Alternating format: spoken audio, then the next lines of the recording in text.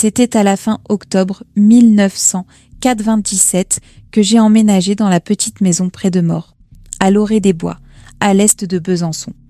Je venais d'avoir 30 ans, tout juste séparée, et j'avais besoin d'espace, dans ma tête comme autour de moi.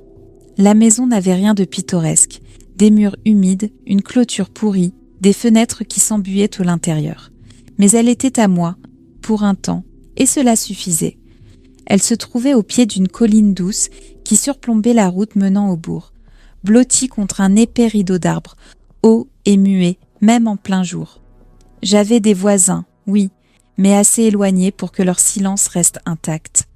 Un recoin d'ombre et de mousse, taillé dans le calme. Le jour où tout s'est produit, il faisait froid, sans être encore tout à fait l'hiver. Une brume basse s'accrochait aux herbes et aux buissons jusqu'en milieu d'après-midi, et au crépuscule, tout brillait d'un voile de rosée qui ne voulait pas sécher. Je lisais dans la cuisine, près du radiateur, oubliant le monde au dehors. Quand je levai enfin les yeux, je pris conscience de l'obscurité qui s'était installée, sans prévenir. Le brouillard était revenu, plus dense encore, montant des bois comme un souffle venu des entrailles de la terre. Il n'y avait ni étoile, ni lune visible. Seulement une obscurité douce, ambiante, teintée d'orange par les lampadaires lointains de la route principale, floutée par la brume. Je me tenais à la fenêtre au-dessus de l'évier, fixant les haies. Elles débordaient le jardin arrière d'une ligne irrégulière, vieille, cassante, livrée à elle-même depuis des années. Les branches bougeaient doucement, alors même qu'aucun souffle d'air ne passait par la fenêtre restée entr'ouverte. Puis la haie se figea et remua de nouveau, pas comme sous l'effet du vent, plutôt comme si quelque chose venait de passer derrière elle. Je me penchai. Quelque chose effleura le métal de l'évacuation sous la fenêtre, un bruit si ténu qu'on aurait pu croire à un insecte. Je refermai et verrouillai la fenêtre, sans vraiment y penser, juste avec ce léger picotement d'inquiétude qu'on chasse par habitude.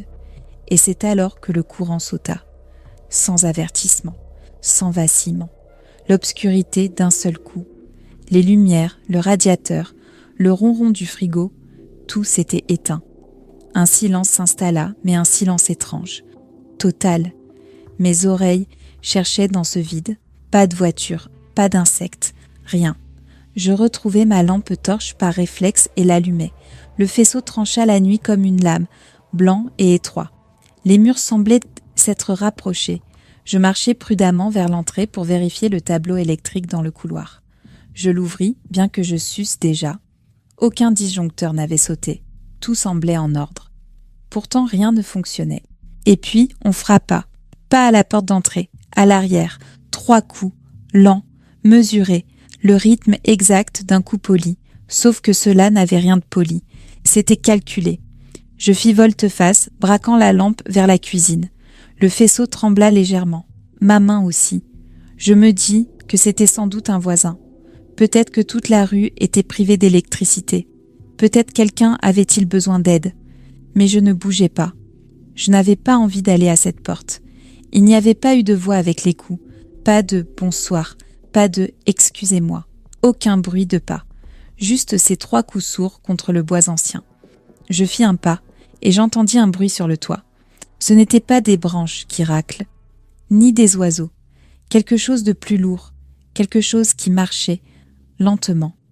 Le toit gémit sous le poids, une seule fois, mais ce bruit-là me glaça plus encore que les coups. Je restai immobile, respirant à peine, le regard rivé sur la porte de la cuisine, et c'est alors que je l'entendis de nouveau. Les coups, mais pas sur la porte, sur la fenêtre. Un léger tapotement. Des doigts. 5. Le faisceau de ma lampe accrocha quelque chose derrière la vitre. Quelque chose de pâle, d'immobile. Un visage. Mais il ne bougea pas, ne réagit pas à la lumière. Il flottait là, observant. Je ne distinguais pas les détails, juste l'ovale approximatif du visage, une sorte de chevelure autour. Pas de bouche visible. Et dans les yeux, rien. C'est là que je compris ce qui n'allait pas. Les yeux. Là où ils auraient dû être, il n'y avait qu'un noir absolu. Pas de pénombre, pas d'ombre.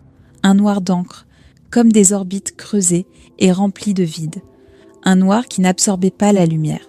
Il la dévorait. Je sentis mon estomac se nouer et fis un pas en arrière. C'est alors que le second apparut. Une silhouette plus petite, juste derrière la première. Tout aussi figée, tout aussi dérangeante. Ils ne regardaient pas à l'intérieur comme des enfants curieux. Ils scrutaient comme des bêtes cherchant à se souvenir de l'odeur de leur proie. Rien de curieux. Juste une immobilité calme, calculée. Puis ils bougèrent, en parfaite synchronie. Un pas en arrière, exactement au même moment, comme un reflet. Ils disparurent de la fenêtre. Je reculai jusqu'au couloir. Mon téléphone était sur son chargeur dans la chambre. J'y allais vite, sans courir, mais vite. Quand je le pris, l'écran était noir. Aucun symbole de charge. Mort. Alors quelque chose tapa à la fenêtre de la chambre. Pas le même rythme. C'était plus rapide. Pressé. Je me retournai vers le bruit, ne vis rien, jusqu'à ce que la lampe les trouve. 2 encore. L'un collé contre la vitre, l'autre juste derrière, épaule contre épaule. Tous deux fixés l'intérieur, sans émotion, sans un mouvement. Je sortis de la pièce, dans le couloir. J'allai jusqu'à la porte d'entrée et m'y adossai, verrouillé, condamné. Un bruit vint du salon, un frôlement. Je me tournai et vis, à travers le voilage, 2 formes à la fenêtre. L'une leva une main et la posa lentement contre la vitre. C'est là que je vis un détail. Leurs mains n'étaient pas normales, trop longues, les doigts mal proportionnés, ce genre de détail que le cerveau remarque avant de comprendre. Et puis ils firent quelque chose qui me glaça plus encore que leurs coups, plus encore que leur silence. Ils sourirent, en même temps.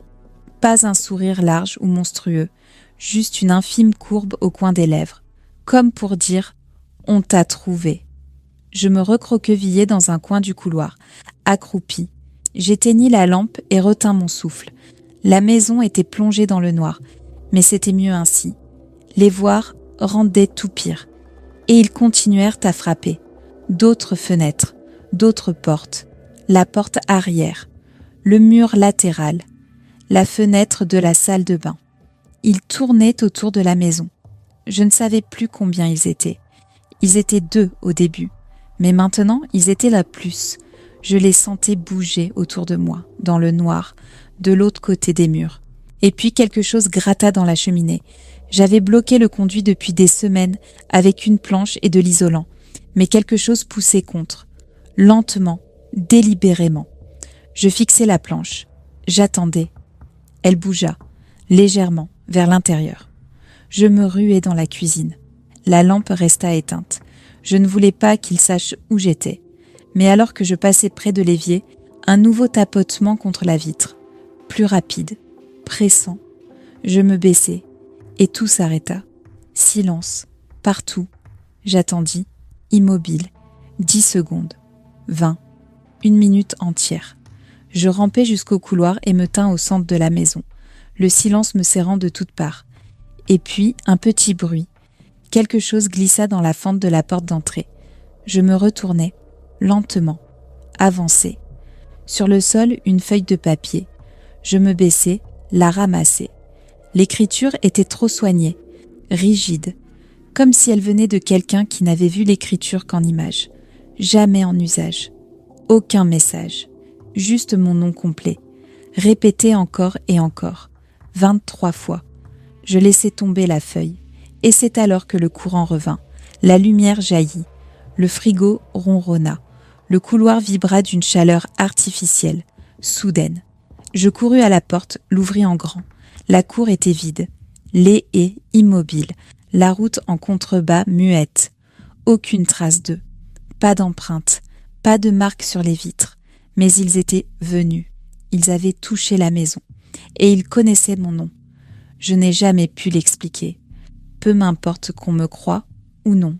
J'ai déménagé 2 semaines plus tard. J'ai quitté la France l'année suivante. Depuis, je n'ai jamais vécu près d'un bois. Je ne laisse plus mes fenêtres ouvertes.